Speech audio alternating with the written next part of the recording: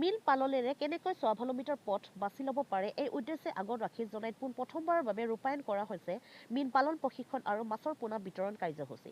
অসম চৰকাৰৰ SLSCৰ উদ্যোগত আৰু জনাইত কৰ্মভূমি কৰ্মযোগী ৱেলফেয়াৰ ছ'চাইটিৰ সহযোগত শনিবাৰে জনাই সমজিলাৰ অন্তৰ্গত বিভিন্ন অঞ্চলৰ মীন পালকৰ মাজত বিতৰণ কৰে মাছৰ পোনা।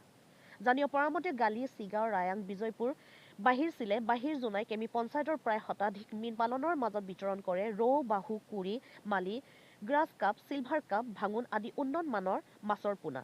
উক্ত মীন পালন প্ৰশিক্ষণ আৰু মাছৰ পোনা বিতৰণ কাৰ্যসূচী উপস্থিত থাকে যুৱ নেতা তথা কৰ্মভূমি কৰ্মযোগী ৱেলফেয়াৰ ছ'চাইটিৰ সভাপতি প্ৰণৱ টাইৰ লগতে সদস্য ক্ষীৰেশ্বৰ বড়ি, ৰাজা মেছ, পুতুল বৰুৱা, কলেশ্বৰ দলে, বিপুল দলে, তানিছ মৰাং, প্ৰলভ পাও, প্ৰমোদ দাও, বিকাশ কুলি আদিয়ে। ইফালে অসম চৰকাৰৰ SLSCৰ তৰফৰ পৰা এনেদৰে সহায় সহযোগিতা আগবঢ়োৱাৰ বাবে কৰ্মভূমি কৰ্মযোগী ৱেলফেয়াৰ ছ'চাইটিৰ সভাপতি প্ৰণৱ টায়ে ধন্যবাদ জ্ঞাপন কৰে অসম চৰকাৰৰ সদস্য সচিব গীতাৰ্থ গোস্বামীৰ লগতে মুখ্যমন্ত্ৰী ডক্টৰ হিমন্ত বিশ্ব শৰ্মাক।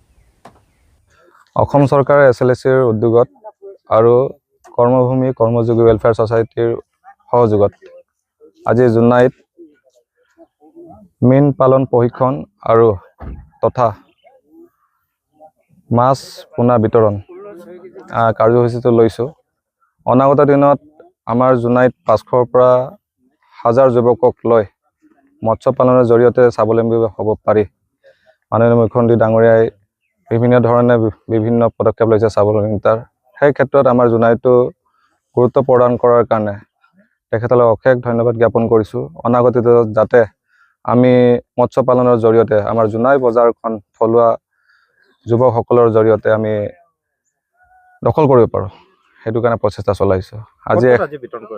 আজি জোনাইৰ গালি, চিগা, ৰাজাখানা, জোনকাৰেং, ৰায়াং বিজয়পুৰ জিপিৰ আৰু জোনাই বজাৰ জিপি আৰু বাহিৰচিলে জিপি, বাহিৰজোনাই জিপিত এতিয়া বৰ্তমান লাভ কৰিছে। ইয়াৰ পিছত আমি চিলে জিপিৰ ৰিগবি আৰু চিলেট যাম আৰু তাত কেমিজেলামত আমি সমাপ্ত কৰিম বিতৰণ কাৰ্যসূচী।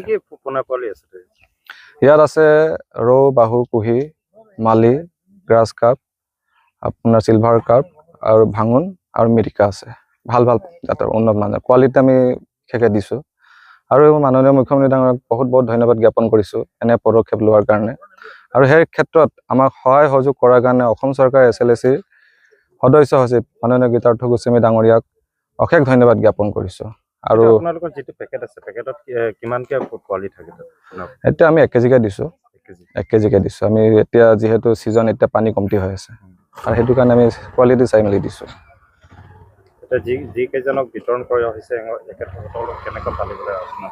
এতিয়া মেইন উদ্দেশ্য হৈছে কি আমাৰ ইয়াত প্ৰশিক্ষণ বহুত মানে 100জনৰ আমি বিতৰণ যোনটো উদ্দেশ্য লৈছোঁ আজি 100জন বিতৰণ কৰিব গৈ আছোঁ। তাত আমাৰ প্ৰশিক্ষণপ্ৰাপ্ত আমাৰ 60জন আছে আৰু বাকী যোনবিলাক 40জন আছে তেখেতলোকক আমি প্ৰশিক্ষণ দিয়াই মেলি কেনে পালন কৰিব লাগে সেইটো আমি চেষ্টা কৰিম। আৰু লগতে আমাৰ ইয়াত যোনসকলে আমাৰ আগতে প্ৰশিক্ষণ লৈছিলে তেখেতসকলে পোনা পোৱা নাছিলে, সেইটো কাৰণে ভাল জাতৰ পোনা লৈ পিনে আজি বিতৰণ কৰিছোঁ জোনাইত। আমি ভালেই পাইছোঁ ইতিমধ্যে আমাৰ মুখ্যমন্ত্ৰী ডাঙৰীয়াই যিখিনি পদক্ষেপ হাতত লৈছে। ইতিমধ্যে আমাৰ এই বহুতো আজি বেচাপৰি অঞ্চলত বিতৰণ কৰিলে আৰু আশা ৰাখিছোঁ এইখিনি যিখিনি কৰিছে ইয়াৰ দ্বাৰাই বহুতো যুৱকে স্বাৱলম্বী হ'ব বুলি আশা কৰিছোঁ। আৰু ইয়াৰ লগতে আমি আমাৰ প্ৰণৱ টাই ডাঙৰীয়াকো ধন্যবাদ জ্ঞাপন কৰিছোঁ। তেখেতৰ সহযোগত আজি যিখিনি মৎস্য বিতৰণ হৈছে আৰু আমাৰ এই মুখ্যমন্ত্ৰী ডাঙৰীয়াই যিখিনি পদক্ষেপ হাতত লৈছে তেখেতক আমি অশেষ ধন্যবাদ জ্ঞাপন কৰিছোঁ।